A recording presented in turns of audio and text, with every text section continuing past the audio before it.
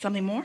Just very quickly, I know it's the same thing, but I haven't quite got it. When it's people that are close to you and they're not very happy, and you want them to be happy, and they're just not being happy, and maybe they're ill, or they're in pain or suffering of some sort, and you might be spending all your time with them. How do you stay in the right place, in alignment, even though they're not, even with the conversations you kind of get Well, first of all, out? if you're spending all of your time with them, you're screwed.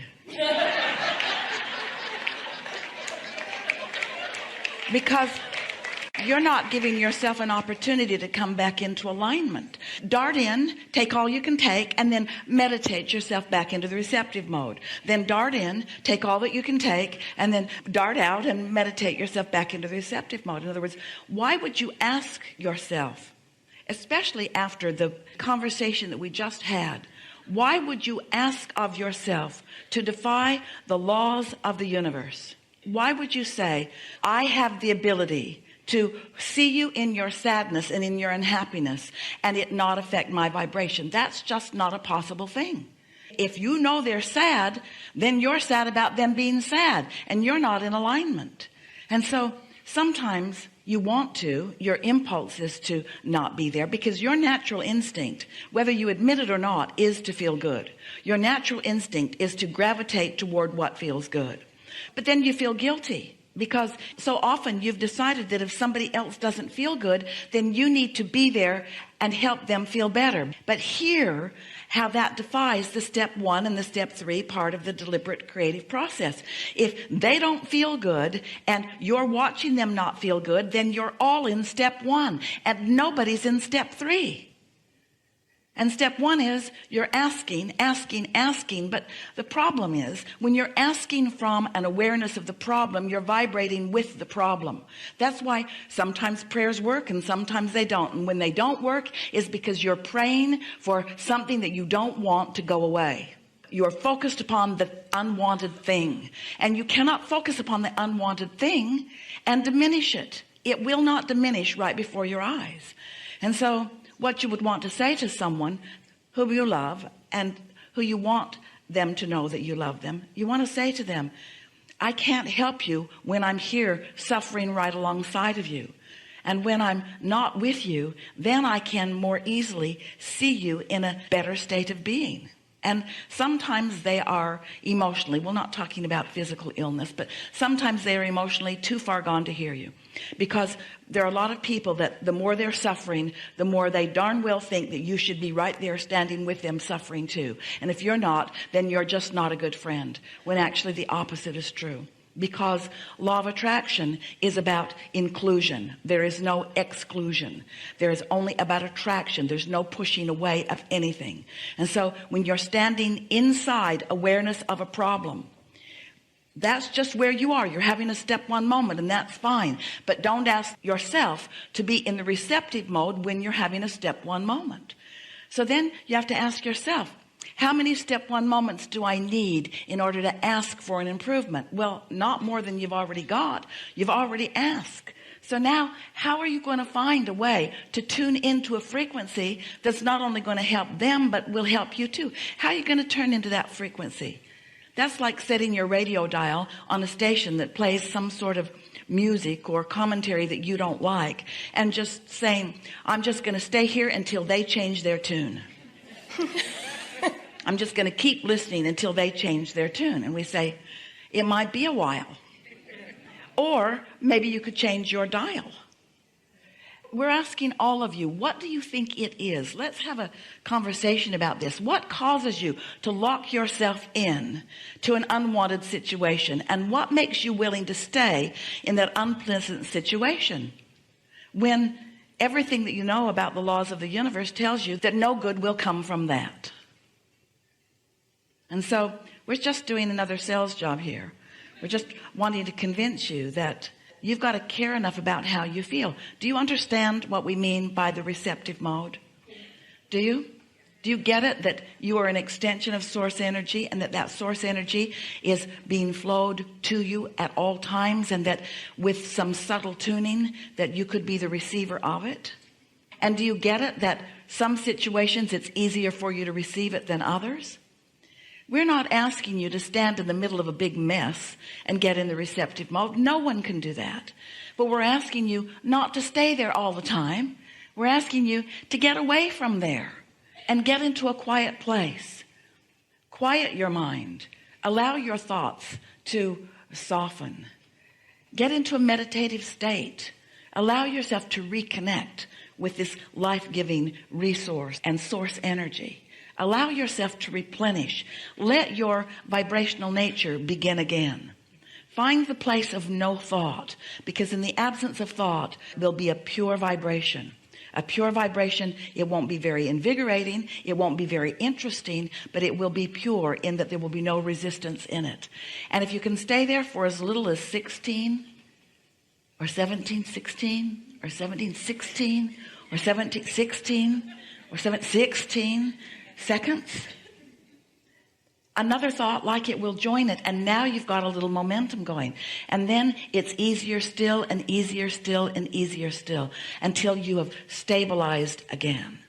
And now you're back in your energy stream, back into your knowing of well-being. Now life's going to keep coming to you again. Something else is going to happen, but for that one time in meditation, you will be more stable when it comes than you would have been if you didn't accomplish that, you see.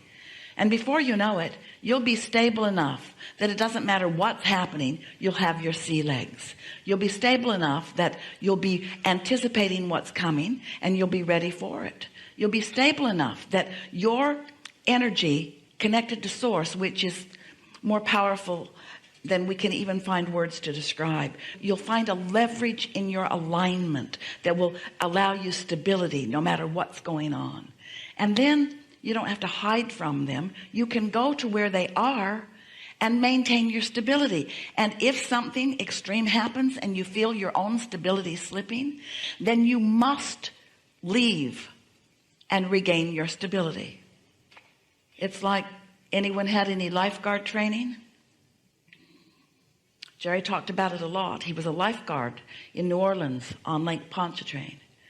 And he was told early on, he was a strong swimmer, really good lifeguard. He used to practice saving someone all the time. And Esther said, that's a good thing. That's a really good thing.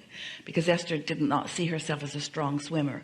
And when we get into the ocean, she'd say, let's practice you saving me right away. Let's make sure you've still got it. But his instructor said to him, it's important that if you're in the process of saving someone and they're flailing about and they're taking you down, you may have to let them drown. And Jerry said, that's ridiculous. Why would I become a lifeguard and let someone drown? And the lifeguard said, well, then you may not live to save another, because sometimes the flailing about is enough that you cannot maintain your survival under those conditions. Sometimes you just have to save yourself. Well, we don't want to be that dramatic. Yes, we do. Yes, we do. We want to be every bit that dramatic. If you are not selfish enough to secure your footing in the receptive mode, then you don't have anything to give anyone else anyway. So really, you could develop some very good skills at communication. You could say, I want to stay here, and my old instinct was to stay here because I thought I could make it better. But after this many years of trying to make these situations better and only discovering that I only made them worse, I'm going to take all of my love for you and I'm going to walk out of here right now. And then demonstrate what the aligned you is like and what the not aligned you is like. You might sometimes be the one who's causing the problem. Someone else might be sitting in the chair talking to us about you. Because sometimes there are just things that get you out of balance. But when you are wise enough to know that you are out of balance, say to everyone, I'm out of balance and I'm no good to anyone here. And so if you will excuse me for a little while, I'm going to go off and I'm going to find my balance. And when I do, I'll be back. Then leave and find it and don't come back until you do. And those around you will come to appreciate it, because you will demonstrate to them so many things. You will demonstrate to them your awareness of where you are vibrationally. You will demonstrate to them your appreciation of them and your wanting to be of value to them. You will demonstrate to them your ability to come back into alignment after being out of alignment. You will demonstrate to them, especially over time, a very steady course. And you will also demonstrate to them an ability to hold your own in situations that formerly were not that easy for you to hold your own. And it is only under these conditions that you will ever be consistently happy in the world. Because nearly everywhere you look, in every particle of every piece of every piece of every piece of every piece, there is wanted and unwanted. And the more you train yourself to the vibration of wanted, then the nicer experience that you're going to have.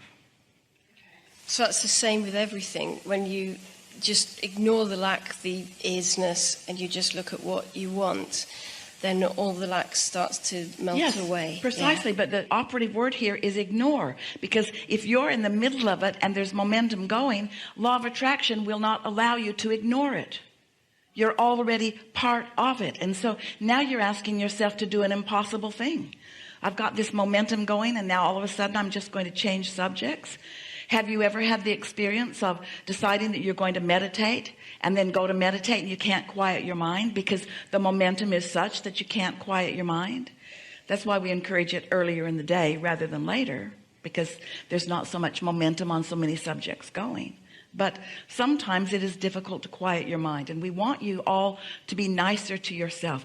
We don't want you to take this conversation as any sort of judgment or criticism of why or what you are doing in the middle of a negative situation. Life is happening around you. Manifestations are full of all kinds of things.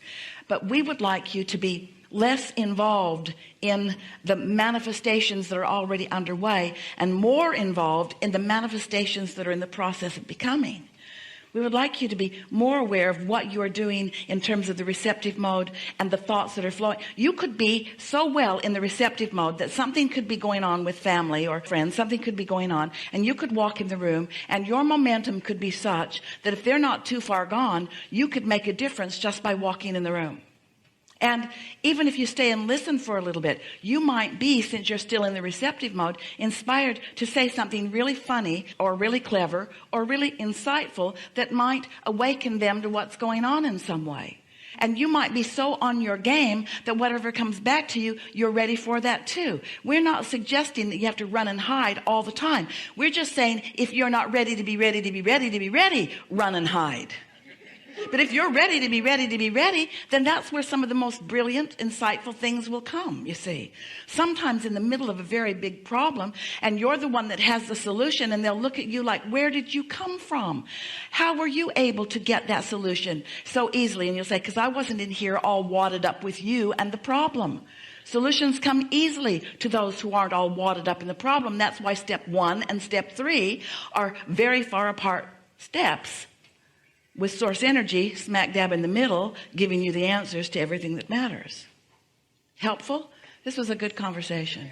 Really good. Thank you. Yes, really good.